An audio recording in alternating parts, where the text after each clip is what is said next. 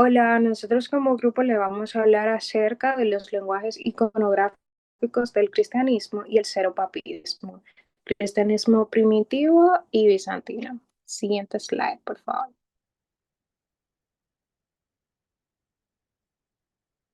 Dentro de la tabla de contenidos podemos ver lo siguiente. Bien, siguiente slide, please. Podemos ver para atrás, por favor. Como podemos ver aquí en este primer segmento, lo que vamos es a comprender cómo surge el lenguaje iconográfico en el contexto del Imperio Romano. Cabe destacar que el cristianismo nació en el siglo I en un imperio vasto, multicultural y mayormente pagano. Sin embargo, los cristianos en ese entonces eran perseguidos. Esto hacía que las comunicaciones de ideas no pudiesen ser públicas ni abiertas. Es aquí donde las artes, los símbolos toman un papel fundamental. Siguiente slide, por favor.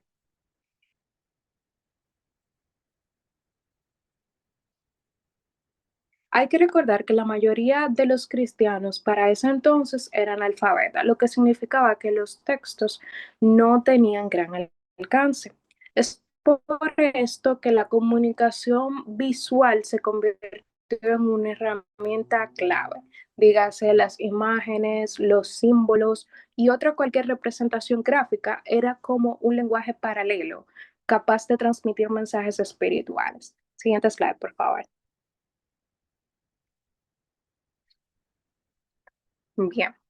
Podemos decir que es precisamente aquí donde surge el lenguaje iconográfico, pues el uso de las imágenes no dependían simplemente por su forma, sino que llevaban consigo todo un sentido simbólico y teológico. Por ejemplo, un pez para ese entonces no era simplemente un animal, sino que para los cristianos primitivos era el istis. Y esta palabra griega, cada una de sus letras, por así decirlo, en un acróstico significaba Jesucristo, Hijo de Dios, Salvador.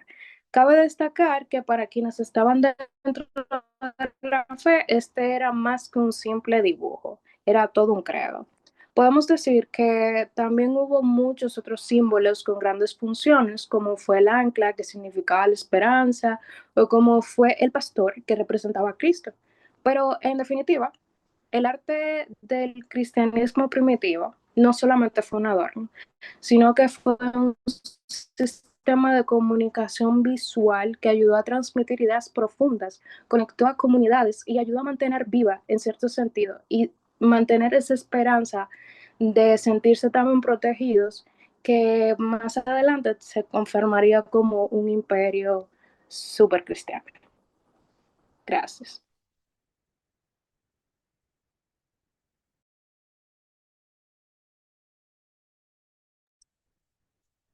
Muy buenas noches, mi nombre es Jennifer Rodríguez y a partir de ahora les voy a estar hablando acerca de los lenguajes iconográficos del cristianismo. Esto incluye el arte cristiano primitivo. Este nace entre los siglos primero y hasta el siglo octavo después de Cristo. Este nace como manifestaciones que aquellos cristianos que fueron perseguidos, ellos utilizaban el arte cristiano primitivo como una manera de comunicarse entre sí. Los cristianos unos entre otros, entre sí mismos, entre ellos. Esto le daba fuerzas para sobrevivir en aquellas persecuciones. Siguiente slide, por favor.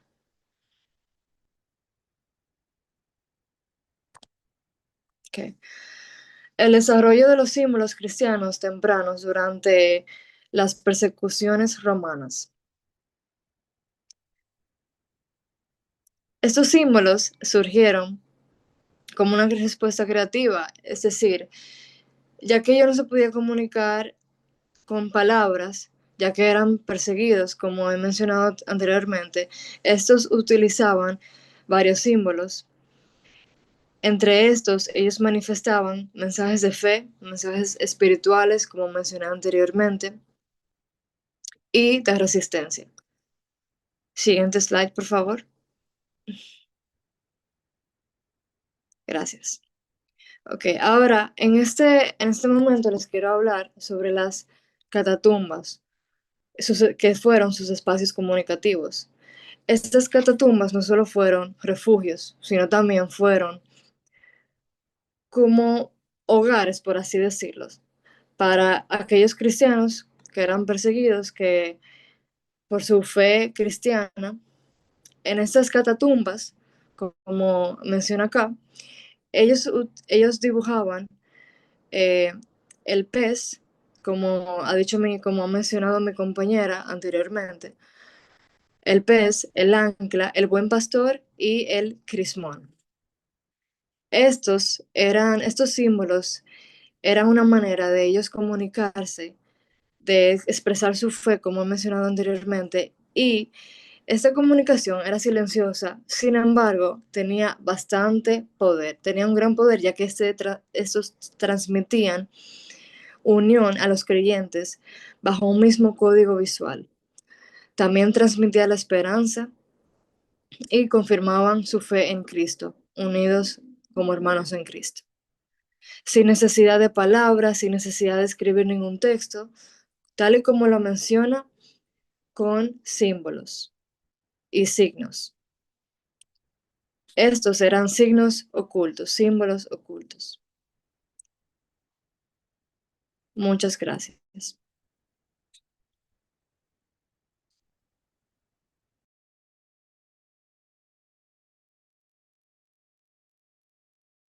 Bueno, buena,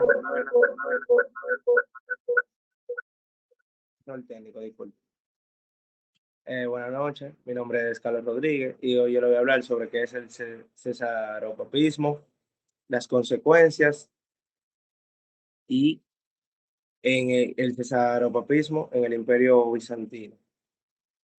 El cesaropapismo es un sistema en el que el emperador, el César, tiene también poder sobre los asuntos religiosos, como si fuera el Papa.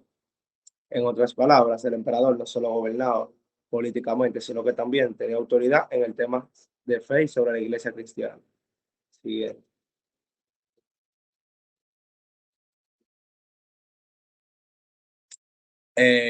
Ahora yo le voy a hablar sobre el cesaropapismo en el Imperio Bizantino.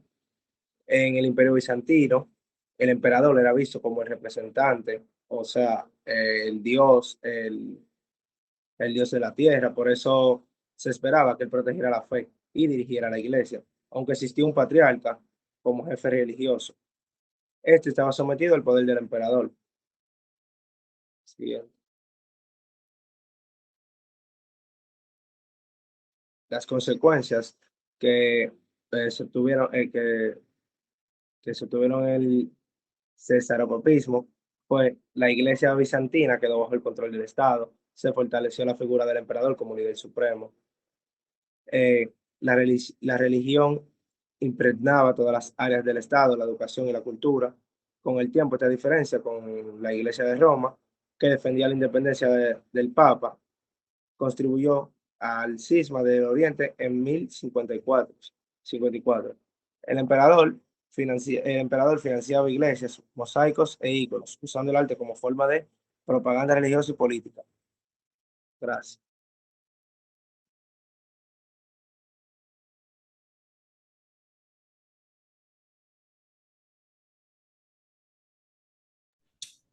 Muy buenos días.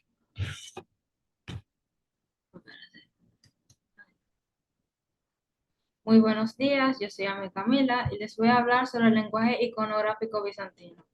El lenguaje iconográfico bizantino es un sistema de representación en donde era utilizado el arte bizantino para poder representar las verdades teológicas y espirituales. Este se utilizaba más para poder hacer una representación realista, no. Se utilizaba para no hacer una representación realista del mundo, sino más uno en donde se centrara más en la espiritualidad. En conclusión, el arte cristiano primitivo no fue un simple adorno, sino un sistema de comunicación visual que permitió transmitir ideas profundas en medio de la censura y el analfabetismo. Materializaba una conmoción religiosa, política única que surgida en el cruce de caminos entre Europa y Asia, fusionaba la herencia clásica grecorromana con una profundidad espiritualista cristiana oriental.